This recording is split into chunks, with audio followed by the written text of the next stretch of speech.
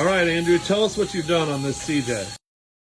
So I done something on this one. Yeah. This is a chunk of the front cross member of the frame. And as you can see, we have a hole here. So put that down there. Where did you cut that out? So on this, I typically use my plates that do all the filling to kind of make mark the line out to where the cut lines out. go. Yep. But this goes tangent to each edge of the circle, which Yep. makes it super easy because that's just straight across from there. Yeah. And then there So you are, cut that out, and these are all a bunch of separate plates in here, right? Right, I believe there's 5 plates. You've got 2 on each side. This one incorporates for the third hole if you're doing a more mount for your steering box. Yep. And then the back cap that just kind of keeps all the rigidity on the back side there where the body mounts. Yep.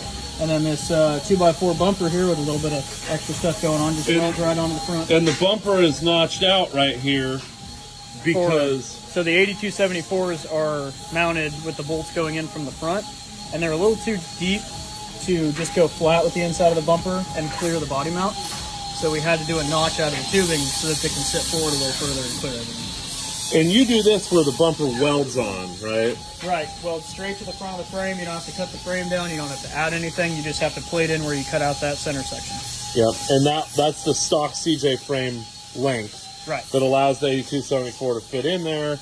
And then this front bumper is basically a broke piece, 2 2x4 pieces, and voila, you got 8274 sunk in. That's right, and if you're doing a shackle reversal, our box drop bolts right onto the bottom. It doesn't affect any of that mounting. And then the shackle reversal is right over here on the counter. And here's the shackle reversal, bolts in with 3 bolts on each side. You can weld it or just bolt it in. Right, so that bumper sits right on this edge of this weld. So if you wanted to add any extra strength to the center where that winch is going to be pulling from, you can throw some stitch welds in there. And make it a little more rigid. Yep, rigidity. I get you.